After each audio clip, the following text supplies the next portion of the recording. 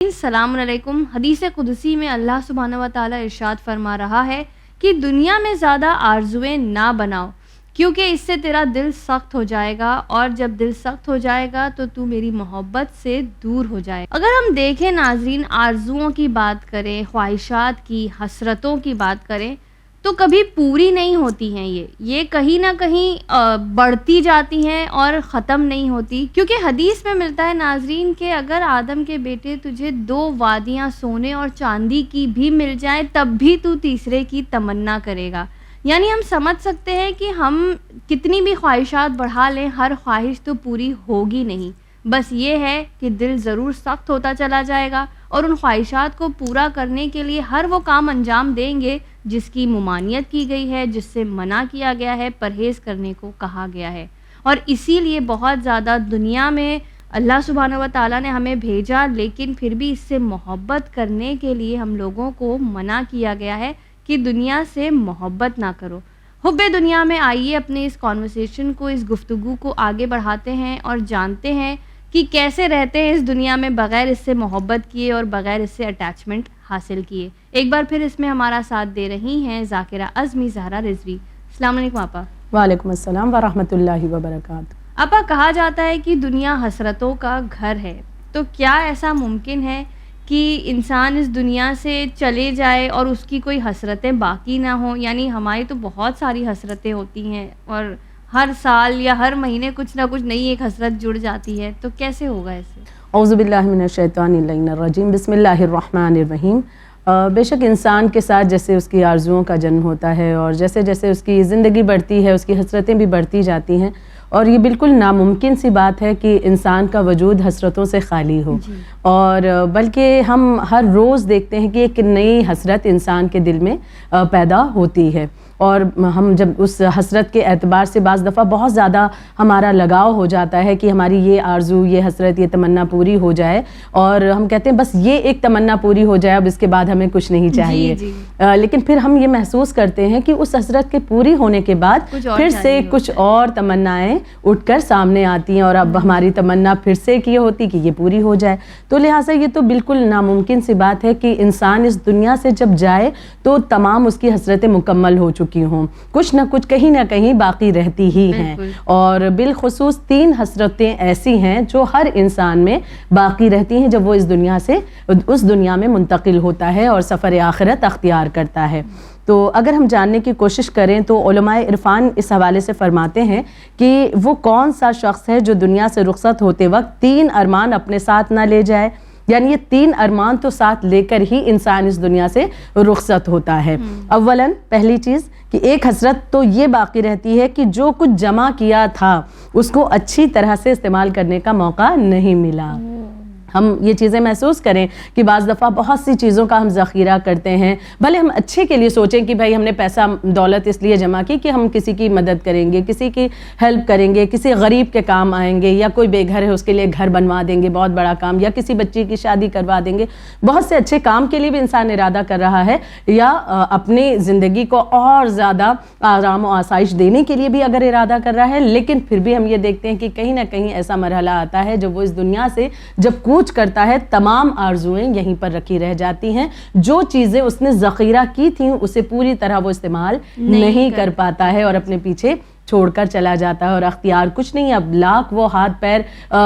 پٹکنے کی کوشش کرے لیکن انسان میں وہ سکت ہی باقی نہیں کہ وہ ہل بھی نہیں سکتا، خدا کے سامنے کچھ کہہ بھی نہیں سکتا، کیونکہ اب اس دنیا میں اس نے اپنے جسم کو چھوڑا اور اب روح اس کی منتقل دوسری جگہ ہو گئی۔ تو اولاً تو یہ حسرت باقی رہتی ہے کہ جو کچھ بھی اس کے پاس تھا اسے پوری طرح استعمال نہیں کر سکا۔ دوسری حسرت یہ رہتی ہے باقی کہ ساری امیدیں پوری نہ ہو سکیں۔ کتنی ساری امیدیں ہم نے، ایسا لگتا ہے کہ امیدیں پوری نہیں ہو سکی۔ بے شک ہم خود غور کریں کہ کتنی چیزیں حسرتوں کے ساتھ ہی تو انسان اپنی زندگی کو آگے بڑھاتا ہے۔ ضعیفی کے عالم میں آنے کے بعد بھی کچھ نہ کچھ حسرت انسان کی باقی رہتی ہی ہے، اور جب اس دنیا سے وہ رخصت ہوتا ہے اس وقت بھی اس کی کئی ایسی امیدیں ہیں جو پوری نہیں ہو پائیں اور وہ اس دنیا میں منتقل ہو گیا۔ مثال کے طور پر اگر انسان شباب کے عالم میں ہے، جوانی کے عالم میں ہے، تو اب تو ایک بہت ساری امنگ ہوگی، اس کے اندر بہت ساری حسرتوں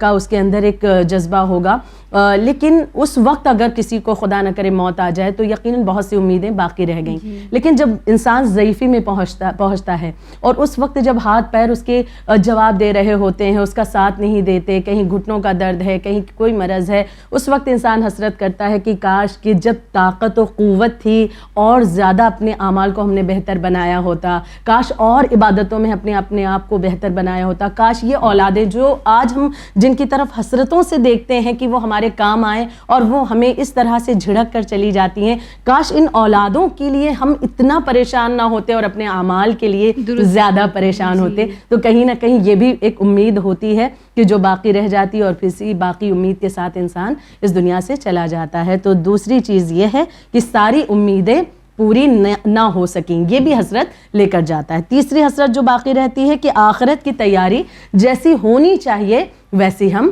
نہیں کر سکے, کہ واقعا جیسی تیاری ہمیں کرنا چاہیے, جیسا کہ خداوند عالم ہم سے توقع کرتا ہے, وہ چاہتا ہے کہ ہم اس کی بارگاہ میں ایسا بن کر جائیں, لیکن پوری طرح سے ہم نہیں کہہ سکتے کہ ہم اپنے آپ کو اس طرح سے بہترین بنا چکے ہیں. تو یعنی کہ یہ تمام چیزیں ہم دیکھتے ہیں کہ یہ 3 حسرتیں تو انسان اس دنیا سے لے کر ساتھ میں ہی جاتا ہے جو اس کی پوری نہیں ہو پاتی. یعنی حسرتوں کا یکے بعد دیگرے ہم دیکھیں بازار لگا ہوا ہے کہ جو پوری نہیں ہونے پاتی ہے, اور انسان اس بھور میں, اس جال میں ایک کھویا ہوا اور الجھا ہوا نظر آتا ہے. یہی وجہ ہے کہ انسان کو حسرتوں پر غلبہ حاصل کرنا ضروری ہے. یعنی کہیں نہ کہیں اس کی سب سے پہلی جو آپ نے بتائی کہ ہم نے جتنا بچایا تھا اس کو ہم استعمال نہیں کر سکے, تو کہیں نہ کہیں جو ہماری ایک عادت ہے سیونگ کرنے کی, کیا ہم یہ کہہ سکتے ہیں کہ سیونگز نہیں کرنی چاہیے اور جو ہے اپنے پہ استعمال کر لو, کیونکہ کل کسی کو کیا پتا. دیکھیں یہاں پر اس بات کی مذمت نہیں کی گئی ہے, بس اس بات کو پیش کیا گیا ہے کہ انسان یہ 3 حسرتیں تو لے کر جاتا ہی ہے کہ اس کی جو بھی چیزیں اس نے ذخیرہ کی ہیں وہ پوری طرح استعمال نہیں کر پاتا. جیسے میں نے آپ کے سامنے مثال دی کہ بعض دفعہ وہ ذخیرہ اس لیے کرتا ہے کہ اس سے اچھے کام انجام دے سکے, اور اس کی یہ تمنا ہوتی کہ ہم جتنا بھی کما رہے ہیں اسے ہم کار خیر میں لگا دیں. لیکن بعض دفعہ جب وہ اس دنیا سے چلا جاتا ہے کہ وہ جانتا ہے کہ وہ گارنٹی نہیں لے سکتا کہ جو جذبہ اس کے اندر موجود ہے وہ اس کی اولاد کے اندر بھی موجود ہوگا. اس کے جانے کے بعد اس کی اولادیں وہی کار خیر کا جذبہ رکھ کر کے آگے بڑھیں گی, اس دولت کو کار خیر میں لگائیں گی, یہ وہ نہیں دعویٰ کر سکتا ہے نا. تو یعنی یہ حسرت بھی اس کے ساتھ ادھوری چلی جاتی ہے. تو آپا یہ تو ہے کہ یہ حسرتیں ہم لے کر جاتے ہیں, لیکن حسرتیں جو ہم پر غالب آ جاتی ہیں, ہم کو کنٹرول کرنے لگتی ہیں, ہماری خواہشات, ہماری حسرتیں, تو اس کی کیا وجہ ہے کہ انسان اس چیز سے باہر نہیں نکل پاتا؟ جی خواہر, بالکل یہ جاننا یقیناً ضروری ہے. اب تک کی جتنی گفتگو ہم نے کی ہے پچھلے ہمارے جو ایپیسوڈ تھے اس میں بھی, تو ان میں بھی کچھ ہم نے اس بات کا تذکرہ کیا تھا, اور یہاں پر بھی کرنا چاہوں گی کہ یہ جو حسرتیں ہم پر غالب آ جاتی ہیں اور ہم ان کے اسیر بن کر رہ جاتے ہیں, ہم قیدی بن جاتے ہیں ایک طرح سے دیکھیں کہ حسرتوں کے, کہ یہ نفس کہتا ہے یہ ایک نئی حسرت ہے, ہم اس کے پیچھے دوڑ پڑتے ہیں, پھر نفس اٹھتا ہے کہتا ہے کہ نہیں اس حسرت کے لیے کام کرو, ہم اس کے پیچھے دوڑ پڑتے ہیں, اور نتیجہ پھر یہ ہوتا ہے کہ اپنے خدا سے ہی دور ہوتے چلے جاتے ہیں. تو یہ حسرتیں جو غالب آتی ہیں ہم پر, اس کے پیچھے جو سب سے بڑا فیکٹر کام کر رہا ہے, سب سے بڑی وجہ جو ہے وہ ہے دنیا کی طرف ہماری بہت زیادہ رغبت کا ہونا. یعنی جو دنیا ہے یہ زیادہ عزیز لگتی ہے, ہمارا موضوع حب دنیا ہے, تو یہ محبت دنیا ہی اصل جو ہے ہم دیکھیں وجہ ہے کہ جب دنیا کی محبت اتنی زیادہ ہمارے دلوں میں آ جاتی ہے, تو جب دنیا پر ہم نگاہ کرتے ہیں تو دنیا کی ہر ایک چیز بڑی اچھی لگتی ہے, بڑی خوبصورت نظر آتی ہے. اب قرآن مجید چیخ چیخ کر کہہ رہا ہے کہ اس دنیا سے کہیں خوبصورت دنیا پروردگار عالم نے تمہارے لیے بنائی ہے, تم کام تو ویسا کرو کہ جس کے ذریعے اس دنیا میں بہترین اپنے لیے مقام حاصل کرو. نہیں دیتی ہے, بالکل, تو اب اللہ کا کلام ہے لیکن اس پر ہمیں یقین بعض دفعہ نہیں آتا, اور جن چیزوں کو ہم اپنی نگاہوں سے دیکھ رہے ہیں اس دنیا, اور جبکہ اس کی حقیقت کو بھی جان رہے ہوتے ہیں کہ بے وفا ہے, لیکن اس کے باوجود بھی اس دنیا کو پانے کے لیے انسان جد و جہد کرنے لگتا ہے, اسٹرگل کرتا ہے, کوششیں کرتا ہے. ایک مثال میں یہاں دینا چاہوں گی کہ جناب عیسیٰ علیہ السلام کے زمانے کا واقعہ ہے کہ جناب عیسیٰ علیہ السلام ایک مرتبہ ایک مقام سے گزر رہے تھے, تو دیکھتے ہیں کہ ایک ضعیف شخص, ایک بوڑھا شخص ہے, اور وہ بیلچہ لیے ہوئے ہے, اور بالکل ضعیف سا بوڑھا سا شخص بیلچہ ہاتھ میں لے کر کے, جسے ہم کدال کہیں, بیلچہ لے کر کے وہ زمین جو بھی اس کی کھیتی باڑی کی زمین تھی اس سے وہ بیلچے سے جڑی بوٹیاں جو تھیں یعنی بیکار کی جو گھاس تھی وہ صاف کر رہا ہے اپنی زمین سے. اب یہ دیکھنے کے بعد ایک مرتبہ جناب عیسیٰ علیہ السلام کے دل میں ایک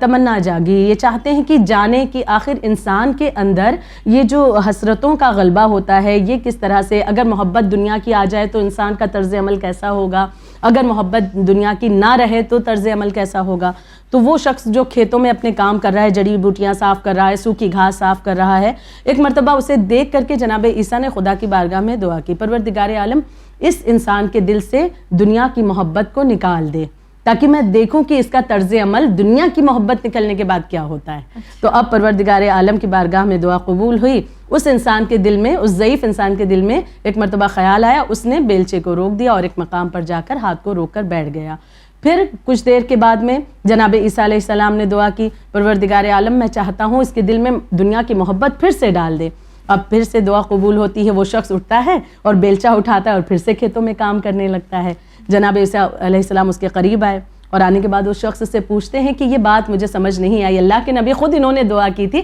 لیکن اس شخص کی زبانی اس کا جو ایک اس کی فیلنگ آئی ہوگی، جو جذبات اٹھے ہوں گے اس دعا کے ذریعے سے، وہ جاننا چاہتے ہیں۔ کیا کہا کہ اے شخص، میں جاننا چاہتا ہوں کہ یہ کیا وجہ تھی کہ اچانک آپ نے بیلچہ رکھ دیا اور پھر اچانک بیلچہ اٹھایا، کام کرنے لگے؟ وہ شخص کہتا ہے کہ میں اپنے کھیتوں میں کام کر رہا تھا کہ اچانک مجھے خیال آیا، جو پہلی دعا انہوں نے کی تھی کہ اچانک مجھے خیال آیا کہ میں تو ضعیف ہو چکا ہوں،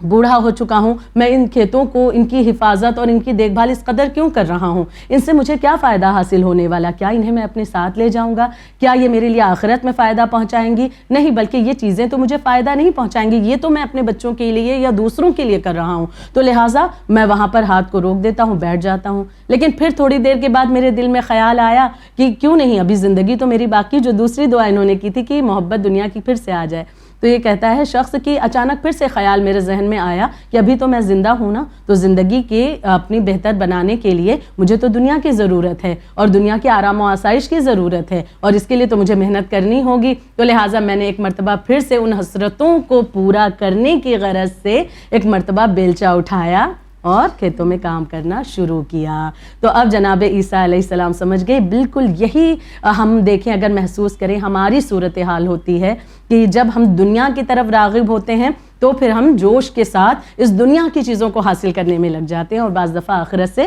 بے خبری اختیار کرتے ہیں۔ تو یہی انسان کا طرز عمل جو ہمیں ان روایتوں کے ذریعے سے واضح کیا گیا۔ جی خواہ۔ اب آپا، جیسے آپ نے کہا کہ اللہ نے اس کے دل میں یہ بات ڈالی بھی اور نکال بھی لی اس کے دل سے، تو اب اللہ نے ہمیں اس دنیا میں زندگی گزارنے کے لیے بھیجا ہے،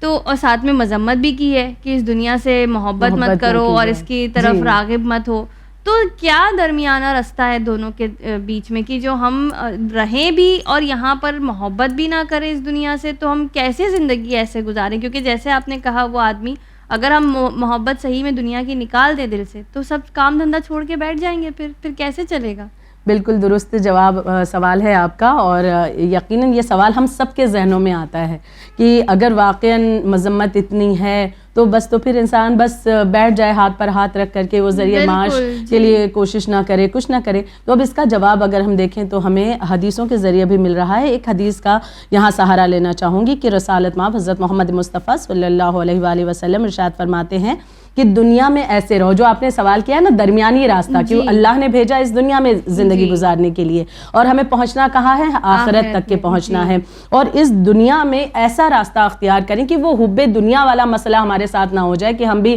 حب دنیا میں یعنی دنیا کی محبت میں گرفتار ہو چکے ہیں۔ تو کچھ درمیان کا راستہ، تو وہ راستہ کس طرح ہے کہ اس دنیا کی زندگی کا جو ہے طرز عمل، اسے کچھ چینج کیا جائے، اسے بدلا جائے۔ اب یہاں پر اس حدیث کے ذریعے ہمیں جواب مل رہا ہے۔ رسالت مآب بیان فرماتے ہیں کہ دنیا میں ایسے رہو کہ جیسے پردیسی ہو یا مسافر ہو کہ جو راستہ طے کر رہا ہو اور کہیں مقیم نہ ہوا ہو۔ اب اگر انسان مسافر خود کو اس دنیا میں سمجھتا ہے تو پھر اس کے لیے فائدہ ہے۔ اس کی ذرا سی میں وضاحت کر دوں کہ مثال کے طور پر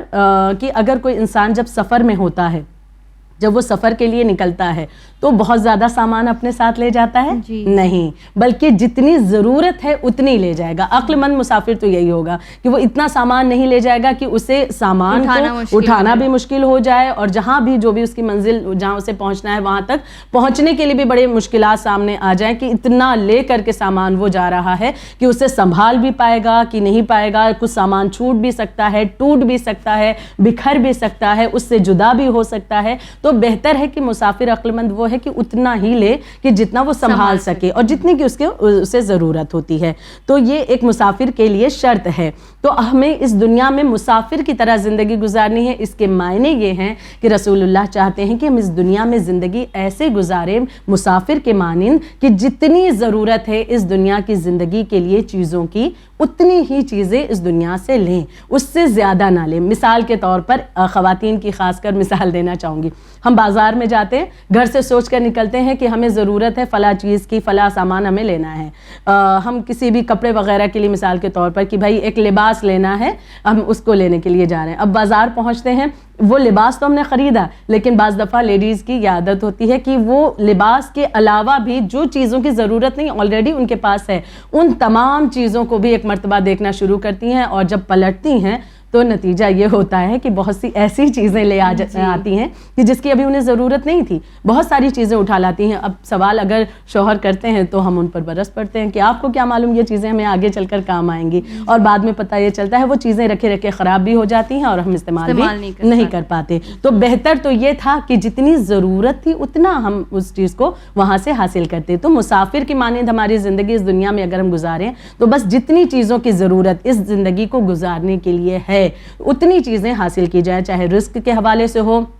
چاہے آرام و آسائش کے حوالے سے ہو, چاہے ہمارے گھر مکان کے حوالے سے ہو. جتنی چیزوں میں ہماری زندگی بس گزر جائے ٹھیک ٹھاک اتنا لینے کی اجازت ہمیں ہے. لیکن انسان بہت زیادہ کہ جب طمع کرتا ہے, حرص کرتا ہے, لالچ کرتا ہے, مسئلہ وہیں پر اس کے سامنے آتا ہے. دوسری چیز یہ عرض کرنا چاہوں گی کہ اگر مسافر کی طرح رہنے میں ایک فائدہ یہ بھی ہمارے لیے ہے کہ دنیا کی زندگی کو اگر ایسا سمجھیں کہ جیسے کوئی مقام یعنی کہ مسافر کے لیے جب وہ کوئی ہوٹل میں ٹکتا ہے, کسی سرائے میں رکتا ہے, تو عقل مند مسافر ہے تو وہ کسی اپنے ہوٹل کے کمرے کو سجانا شروع نہیں کرے گا, اسے آراستہ نہیں کرے گا, اس میں بہت ساری چیزیں لا کر سجانا شروع نہیں کرے گا. کیوں؟ کیونکہ وہ کہتا ہے, جانتا ہے کہ بھائی ہم یہاں کچھ ٹائم کے لیے, کچھ وقت کے لیے ہیں, اور جو ہماری منزل ہے وہاں کے لیے ہم یہاں سے سامان مارکیٹ سے بھی خریدیں گے, بازار جائیں گے وہاں سے بھی لیں گے. کیوں؟ کیونکہ جو منزل ہے جب وہاں پہنچیں گے تو اپنی منزل کو ہم سجائیں گے. تو بالکل اس دنیا میں ہم جب مسافر کی مانند ہیں تو اپنے اعمال کا ذخیرہ اس طرح سے کریں کہ بس دنیا سے جتنی چیزوں کی ضرورت اتنا لے کر اپنے اعمال کی طرف زیادہ توجہ دیں, اور اپنی منزل مقصود جو آخرت کی ہے اس کے لیے کام کرنا یہیں سے شروع کر دیں. تو جب یہ راستہ انسان اختیار کرے گا تو یقیناً اس کے لیے آسانی ہوگی. درمیان کا راستہ کوئی مسائل اس کے سامنے نہیں آئیں گے اور حسرتوں کا بھی غلبہ اس پر نہیں ہوگا. جی آپا, جیسے کہ ابھی آپ نے بتایا کہ کچھ وقت کے لیے ہم یہاں پر ہوتے ہیں تو اتنی تیاری نہیں کرنی چاہیے, پر آپا ایکچولی دیکھا جائے تو ایک جو زندگی ہے 60-70 سال وہ کافی بڑی زندگی ہوتی, چھوٹی سی تو ہوتی نہیں ہے. تو اب اگر ہم نے اس سے چلیں دل لگا بھی لیا یا بہت زیادہ آرزویں پال بھی لی, چلو کہ بھائی جوانی سے بڑھاپے تک, اگر جن کی جوانی میں نہ موت ہو جائے یا بچپنے میں, بڑھاپے تک کی زندگی تو ہر ایک کی ہے, 60-70-75 جتنے بھی سال. تو بہت زیادہ اگر ہم نے آرزویں لگا بھی لی تب بھی اس کے نقصانات کیا ہیں؟ کیا ہو گیا اگر ہم نے 4 چیزیں ایکسٹرا خرید لی؟ وہ کہتے ہیں نا یو لیو اونلی ونس, ایک ہی تو زندگی ملی, اچھے سے جی لو. تو یقیناً اب ہم جب دنیا کی ہی تمام چیزوں پر ہمارا فوکس ہوگا تو اس کا بہت بڑا ایک نقصان یہ ہوتا ہے کہ ان چیزوں میں ہی انسان اتنا الجھا رہ جائے گا کہ پھر کسی اور چیز کی طرف توجہ نہیں جائے گی. مثال کے طور پر ایک بچہ جب ایگزام کی تیاری کرتا ہے تو اس کی نگاہوں میں بس یہ رہتا ہے کہ ہمیں بس پڑھنا ہے, بس پڑھنا ہے. جو بھی اچھے پڑھنے والے بچے ہوتے ہیں ان کے ذہن میں بس یہ ہوتا ہے کہ نہیں ہمیں اچھے مارکس لانے ہیں تو لہٰذا بس ہمیں پڑھنا ہے, کوئی ڈسٹرب نہ کرے. وہ ایک کمرہ اپنا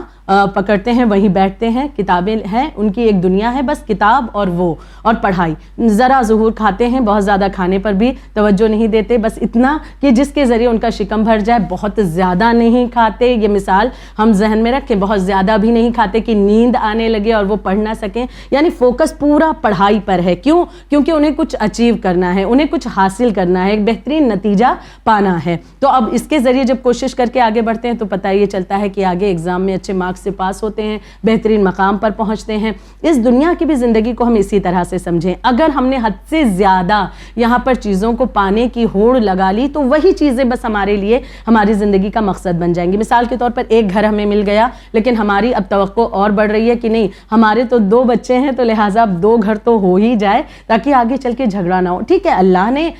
ہمیں اگر دیا ہے تو لینے میں کوئی حرج نہیں ہے, لیکن یہاں پر اگر کہ انسان بے قراری کے عالم میں کہ خدا سے دور ہو جائے اور وہ تمام حقوق الناس کو بھی ادا نہ کرے, بس اس ہوڑ میں لگا رہے, ایک ریس کہ ہمیں چیزیں حاصل کرنی ہیں اور بس یہ چیزیں حاصل کرنی ہیں کہ تاکہ بچوں کا فیوچر سیٹ ہو جائے. تو پتہ یہ چلا کہ نہ نمازوں کی اسے یاد دہانی رہے گی کہ ہمیں نماز بھی پڑھنی ہے, نہ اسے یہ خیال آئے گا کہ ہمیں کسی کے حقوق ادا کرنے ہیں, نہ اسے یہ خیال آئے گا کہ فیملی ٹائم بھی کچھ ہوتا ہے, فیملی ٹائم اسپینڈ کرنا ہے. نہیں, وہ تمام چیزوں کو ترک کرے گا, بلکہ یہ ایکسکیوز دے گا کہ فیملی تو پوری زندگی کے لیے ہے, لیکن آج ہمارے اندر جوش ہے, ہم کما لیں تاکہ اتنی چیزیں پالیں. لیکن خدا کے معاملے میں بھی دور ہو رہا ہے. اس وقت یہ کہے گا کہ ٹھیک ہے خدا خدا کر لیں گے, اللہ اللہ کر لیں گے, بڑھاپے میں تو خدا ہی یاد آتا ہے, اس وقت یاد کر لیں گے, لیکن ابھی جوش ہے, یہ چیزیں کہاں پھر ملیں گی, بڑھاپے میں کہاں جسم ساتھ دے گا. تو یہ تمام چیزیں بھی ہم سنتے ہیں. تو یہ اس وقت ہوتی ہے کہ جب فقط اس دنیا کی طرف انسان متوجہ ہوتا ہے, پھر آخرت کہیں یاد نہیں آتی, بلکہ اس سے دور اپنے آپ کو وہ کرتا چلا جاتا ہے. ساری پلاننگز اس کی یہی کے اعتبار سے ہونا شروع ہوتی ہے. لہٰذا مولائے کائنات کا ایک جملہ یہاں پر دیکھیں کہ مولائے کائنات حضرت علی بن ابی طالب علیہ السلام بیان فرماتے ہیں کہ جو شخص آخرت کا یقین رکھتا ہے تو دنیا کی لالچ نہیں کرتا, اور جو شخص آخرت کا حریص ہوتا ہے وہ اپنے نفس کا مالک ہو جاتا ہے. یعنی کہ اگر آخرت پر اس کا یقین ہے تو پھر وہ دنیا کی اتنی لالچ نہیں کرے گا, وہ تھوڑے میں بھی شکر اور صبر کے ساتھ زندگی گزارتا ہے. اور اگر دنیا کی لالچ ہے تو پھر ایک کے بعد دوسری پلاننگ, دوسرے کے بعد تیسری ہوگی. ایک چھوٹا سا لطیفہ آپ کے سامنے پیش کرتی چلوں. حجاج بن یوسف کا نام تو ہم نے سنا ہی ہے کہ حجاج بن یوسف کے زمانے کا واقعہ ہے کہ ایک مرتبہ یہ گزر رہا تھا, جا رہا تھا راستے سے, اس نے دیکھا کہ ایک دودھ فروش جو ہے وہ بازار میں بیٹھا ہوا ہے دودھ کی بالٹیاں رکھ کر کے, اور وہ کچھ آہستہ آہستہ باتیں کر رہا ہے. یہ اس کے قریب آیا اور سننے کی کوشش کر رہا ہے کہ یہ دودھ بیچنے والا کیا کہہ رہا ہے. اور وہ دودھ بیچنے والا دھیرے دھیرے اپنے آپ سے کہہ رہا تھا کہ یہ 2 بالٹی دودھ لے کر آیا ہوں, اسے میں بیچوں گا, جو اس سے منافع ہوگا اور دودھ لاؤں گا, اس کے ذریعے سے اور زیادہ مجھے منافع ہوگا, اس کے ذریعے میں ایک بھیڑ خریدوں گا اور منافع ہوگا, پھر بکری اور گائے اور اونٹ بھی خریدوں گا اور منافع ہوگا, یہاں تک کہ میں مالدار ہو جاؤں گا اور منافع ہوگا, یہاں تک کہ اتنی زیادہ دولت میرے پاس ہو جائے گی کہ کوفہ کے جو دولت مند افراد ہیں ان میں میرا شمار ہوگا, اور اس کے بعد میں حجاج کی بیٹی کا ہاتھ مانگوں گا اور اس سے میری شادی ہو جائے گی, اور ایک روز اگر وہ میری اطاعت سے انکار کرے گی تو میں اس کی طرف اپنی لات بڑھاؤں گا مارنے کے لیے. اور یہ کہہ کر کے اسی جوش میں اس نے اپنے پیر کو اٹھایا اور دودھ کی اپنی ہی اس بالٹی پر مارا, جس سے سارا دودھ بہہ گیا. اب افسوس کر رہا ہے کہ خواب دنیا کے سجا رہا تھا وہ بھی پورے نہ ہو سکے. حجاج بن یوسف آگے بڑھا اور اس نے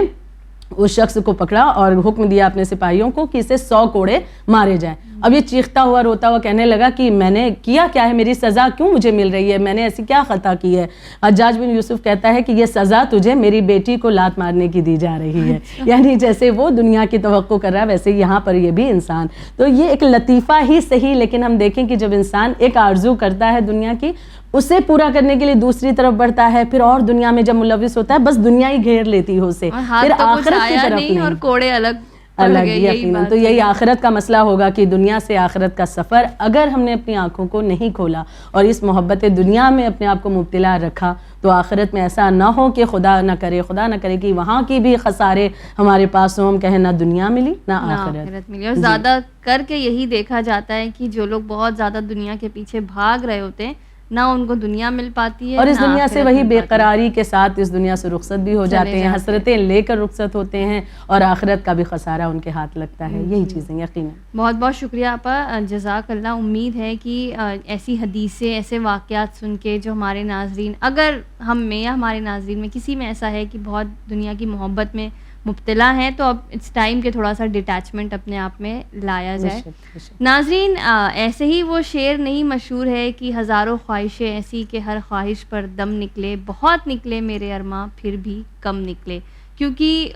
آدم سے لے کے آخری انسان جو اس دنیا میں رہے گا وہاں تک ہر کسی کی خواہشات ہیں جن کا کوئی اینڈ نہیں ہے, اور ہم پوری کر بھی نہیں پائیں گے ساری. یعنی اگر ہم بہت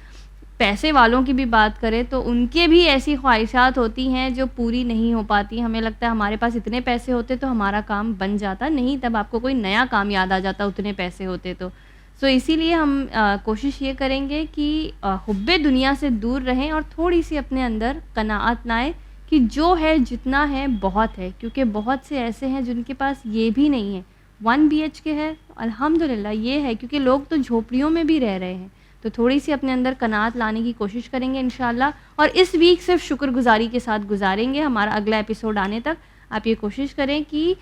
شکر گزار اپنا یہ والا ویک ہم کاٹیں کہ ہم بس اللہ کا شکر ہے جو ہے جتنا ہے الحمدللہ، اور بہت اچھا رکھا ہے اللہ نے. اسی پیغام کے ساتھ آپ مجھے دیجیے اجازت. دیکھتے رہیے چینل ونز. شکریہ. خدا حافظ.